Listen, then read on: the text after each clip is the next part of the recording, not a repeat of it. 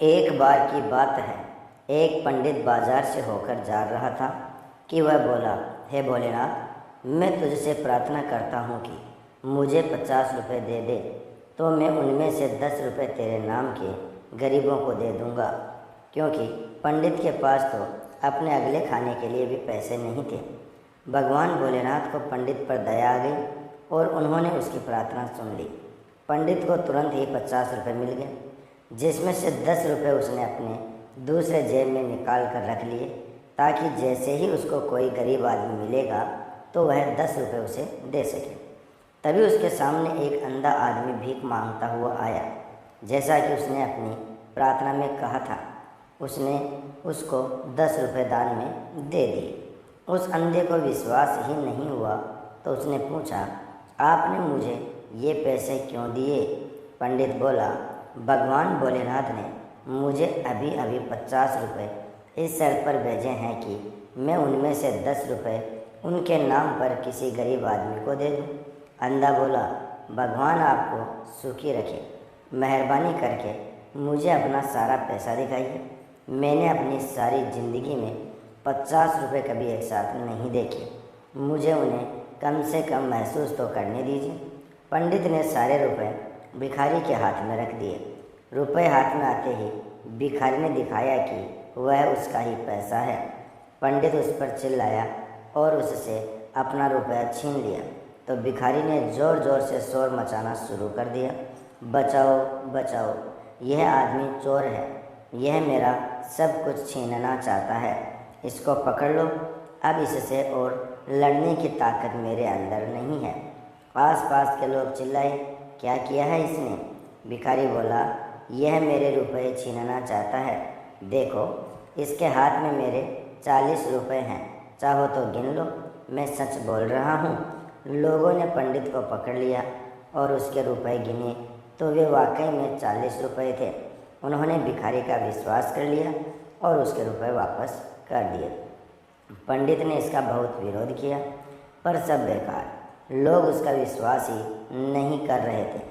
उसने उनको अपनी कहानी भी सुनाई, पर वह भी उनकी कुछ समझ में नहीं आई कि ऐसा कैसे हो सकता है। सो वह अपने घर की तरफ जितनी जल्दी हो सकता था चला गया। जब वह घर पहुंचा तो उसने यह किस्सा अपनी पत्नी को बताया तो उसकी पत्नी ने कहा, तुम भी कितने बेवकूफ़ थे कि तुमने उस भिखारी को अपने रुपए दिखा दिए। तुम्हें अभी भी इस अंधे भिखारी की चाल समझ में नहीं आई और तुम यहाँ लौट कर चले आए। जाओ और जाकर उसका पीछा करो और देखो कि वह वो रुपए कहाँ रखता है। पंडित तुरंत ही बाजार वापस गया। वहाँ उसको वह अंधा भिखारी मिल गया। वह धीरे धीरे एक मस्जिद की तरफ जा रहा था। मस्जिद के अंदर पहुंचकर वह वहाँ एक जगह पर बैठ गया। कुछ देर बाद उसने चारों तरफ देखकर कहा, यहाँ तो कोई नहीं है। फिर भी यह यकीन करने के लिए कि वहाँ कोई नहीं है, उसने अपनी डंडी को अपने चारों तरफ मारा और फिर बोला, हाँ, यहाँ कोई नहीं है, यह जगह सुरक्षित है। फिर वह मस्जिद के एक कोने में गया। वहाँ पहुंचकर उसने फर्श से थोड़ी सी मिट्टी हटाई और पंडित से लिए हुए 50 रुपये नीचे रखे एक मिट्टी के बर्तन में रख दिए जो उसने वहाँ छिपा कर रखा था। फिर वह बोला, अल्लाह का लाख लाख शुक्र है, सुबह मेरे पास केवल 1000 रुपये ही थे, पर अब मेरे पास 1100 रुपये हैं। अल्लाह का बहुत बहुत शुक्रिया। जब पंडित ने भिखारी के ये शब्द सुने तो वह बहुत खुश हुआ। रुपए छुपा करके भिखारी मस्जिद के बाहर निकला तो पंडित मस्जिद के अंदर गया। वहाँ से वह मिट्टी का बर्तन निकाला और उसे अपने घर ले गया। जब वह घर पहुँचा तो उसकी पत्नी ने उसकी बहुत तारीफ की और उसको फिर से उस अंधे भिखारी के पीछे पीछे जाने के लिए कहा कि जाओ और देख कर आओ कि वह अब आगे क्या करता है। पंडित फिर चला गया। पंडित सारा दिन उस भिखारी के पीछे पीछे घूमता रहा। शाम को उसने खुद को फिर से मस्जिद के पास पाया।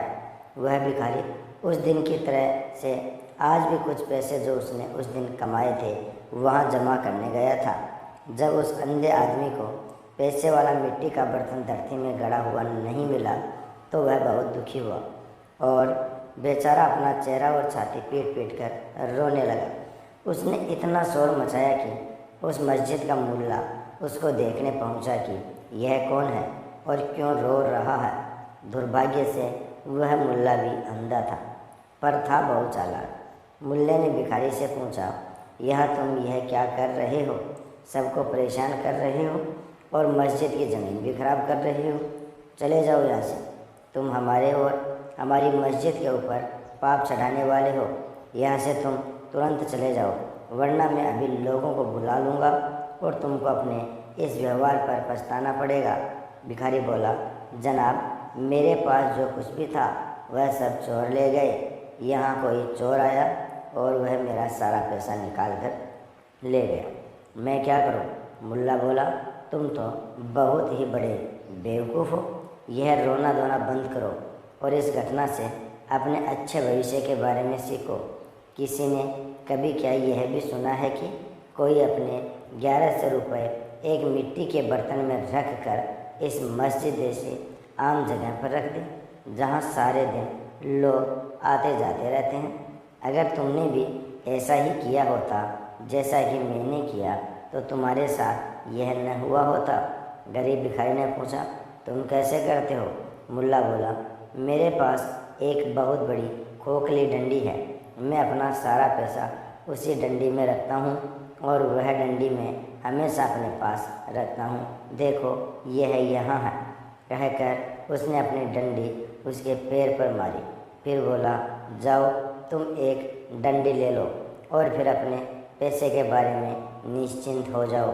यह सुनकर पंडित ने अंधे मुल्ला की तरफ इस तरह से देखा जैसे वह उसका पैसा भी ले लेगा। सो उसने एक बड़ी डंडी ली, उसको खोखला किया और उसको मुल्ला की डंडी जैसी बना दिया। जैसे ही उसने यह कर लिया और फिर जैसे ही उसे मौका मिला, उसने मुल्ले की डंडी से अपनी डंडी बदल ली। मुल्ला जब भी नमाज पढ़ता था तो अपनी डंडी ज़मीन पर रख देता था, क्योंकि वह अपनी नमाज दिन में कई बार पढ़ता था। इसलिए पंडित को यह मौका ढूंढने में ज़्यादा इंतज़ार नहीं करना पड़ा। पंडित की पत्नी ने जब यह सुना और बहुत सारे पैसे देखे तो वह तो बहुत खुश हुई। उसने अपने पति से कहा, अब तुम फिर जाओ और देखो कि यह मुल्ला अब क्या करता है। हो सकता है तुम्हें उसका कुछ और खजाना हाथ लग जाए। पंडित ने उसका कहना माना और वह फिर से उसी मुल्ला की तरफ चल दिया। वहाँ जाकर वह क्या देखता है कि उसके पास एक और मुल्ला बैठा हुआ है। दुर्भाग्यवश वह दूसरा मुल्ला भी अंधा था। पहले वाला मुल्ला अपने पैसे खो जाने पर दूसरे मुल्ले के सामने रो रहा था, तो दूसरे अंधे मुल्ले ने उससे कहा, तुम मेरी बात सुनो कि मैं अपने पैसे का क्या करता हूँ। मैं अपना सारा पैसा अपने कपड़ों में सिल कर रखता हूँ। वहाँ से मेरा पैसा कौन ले सकता है? मेरी सलाह मानो तो तुम भी ऐसा ही कर लो। जब पंडित ने दूसरे मुल्ले के ये शब्द सुने तो वह तुरंत ही वहाँ से भाग गया और मधुमक्खियों से भरा एक छत्ता खरीद लाया और उसको उसने एक मिट्टी के बर्तन की तली में लगा दिया। छत्ते के ऊपर उसने काफ़ी सारा शहद रख दिया। इतना करके वह हंसा और बोला, हाँ, उसको डराने के लिए इतना काफ़ी है। फिर उसने एक मुसलमान का वेश बनाया और दूसरे मुल्ले को वह मिट्टी का शहद भरा बर्तन देने के लिए उसके घर की तरफ चल दिया। उसके घर जाकर उसने उसको वह बर्तन भेंट में दे दिया। मुल्ला शहद से भरा बर्तन पाकर बहुत खुश हुआ। उसने उसको आशीर्वाद दिया। बर्तन देकर पंडित चला गया, पर वह अपने घर नहीं गया। वह उसके घर से थोड़ी दूर जाकर इंतज़ार करने लगा कि कब वह अपना शहद ख़त्म करता है। जैसे ही पंडित उसके घर से गया, मुल्ला ने शहद निकालने के लिए बर्तन में हाथ डाला कि वह उसको बड़े बर्तन में से निकालकर छोटे छोटे बर्तनों में रख दे, क्योंकि वह यह नहीं चाहता था कि कोई दूसरा उसकी इतनी सारी चीज़ को उसके पास एक ही बार में देख ले। उसने शहद से एक दो छोटे बर्तन भरे ही थे कि अब उसका हाथ शहद के बजाय मधुमक्खियों के छत्ते से जा लगा। मधुमक्खियों को उसका यह बुरा व्यवहार बिल्कुल भी अच्छा नहीं लगा। वे बर्तन में से बाहर उड़ी और उसको चारों तरफ से काटने लगी। वह अपना शरीर पीटता पीटता घर से बाहर की तरफ भागा, पर मधुमक्खियाँ भी अपने इरादे की पक्की थी। वे भी उसको छोड़ नहीं रही थी। ऐसे समय में कोई उसकी सहायता भी नहीं कर पा रहा था। सो उस अंधे मुल्ले को अपने कपड़े उतार कर एक तरफ फेंकने ही पड़े और घर के अंदर जाना पड़ा। मधुमक्खियाँ भी उसके पीछे पीछे भागी।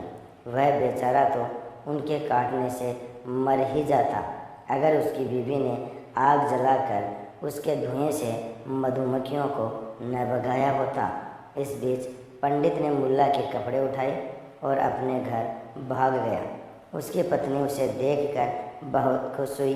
वह बोली, हम लोग तो अब बहुत अमीर हो गए, अब हमें अपनी बाकी ज़िंदगी के लिए कुछ नहीं चाहिए।